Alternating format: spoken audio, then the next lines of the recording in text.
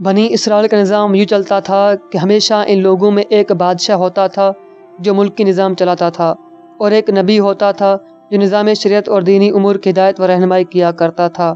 اور یوں دستور چلا آتا تھا کہ بادشاہی یہود ابن یعقوب علیہ السلام کے خاندان میں رہتی تھی، اور نبوت لاوی بن یعقوب علیہ السلام کے خاندان کا طرح امتیاز تھا۔ حضرت شمویل علیہ السلام جب نبوت سے سرفراز کیے گئے تو ان کے زمانے میں کوئی بادشاہ نہیں تھا، تو بنی اسرائیل نے آپ سے درخواست کی کہ آپ کسی کو ہمارا بادشاہ بنا دیجئے، تو آپ نے بحکم خداوندی کے مطابق طالوت کو بادشاہ بنا دیا، جو بنی اسرائیل میں سب سے زیادہ طاقتور اور سب سے بڑا عالم تھا، لیکن بہت ہی غریب و مفلس تھا۔ بکریوں کو چرا کر وہ اپنا گزر بسر کرتا تھا۔ اس پر بنی اسرائیل کو اعتراض ہوا کہ طالوت شاہی خاندان سے نہیں ہے، لہذا یہ کیوں کر اور کیسے ہمارا بادشاہ ہو سکتا ہے؟ اس سے زیادہ تو بادشاہت کے حقدار ہم لوگ ہیں، کیونکہ ہم لوگ شاہی خاندان سے ہیں۔ پر طالوت کے پاس کچھ زیادہ مال بھی نہیں ہے، ایک غریب انسان ہے، جو بھلا تخت شاہی کے لائق کیوں کر ہو سکتا ہے؟ بنی اسرائیل کے اعتراض کا جواب دیتے ہوئے حضرت شمویل علیہ السلام نے ایک تقریر فرمائی، اس سے اللہ تعالیٰ نے چن لیا ہے اور اسے علم اور جسم میں کشادگی دی، اور اللہ اپنا ملک جسے چاہے دے۔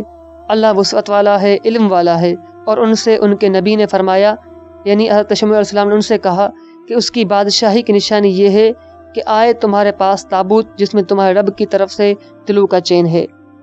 چنانچہ تھوڑی ہی دیر کے بعد 4 فرشتے صندوق لے کر آ گئے اور صندوق کو حضرت شمویل علیہ السلام کے پاس رکھ دیا۔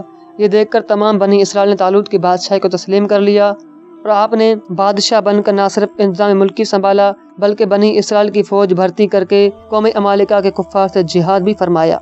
اس واقعے سے جہاں بہت سے مسائل پر روشنی پڑتی ہے، ایک بہت ہی واضح درس یہ ملتا ہے کہ اللہ تعالیٰ کے فضل اور اس کی نوازش کی کوئی حد نہیں ہے۔ وہ چاہے تو چھوٹے سے چھوٹے آدمی کو منٹوں بلکہ سیکنڈوں میں بڑے سے بڑا آدمی بنا دے۔ دیکھ لو، حضرت طالوت ایک بہت ہی کم درجے کے آدمی تھے اور اتنے مفلس تھے کہ بکریاں چرا کر اپنا گزر بسر کرتے تھے، مگر لمحے بھر میں اللہ تعالیٰ نے انہیں صاحب تخت و تاج بنا کر بادشاہ بنا دیا۔ اس واقعے سے یہ سبق ملتا ہے کہ جسمانی توانائی اور علم کی وسعت بادشاہی کے لیے مالداری سے زیادہ ضروری ہے، کیونکہ بغیر جسمانی طاقت اور علم کے نظام ملکی کو چلانا اور سلطنت کا انتقام کرنا تقریباً محال اور ناممکن ہے۔ اس سے ظاہر ہوا کہ علم کا درجہ مال سے بہت بلند تر ہے۔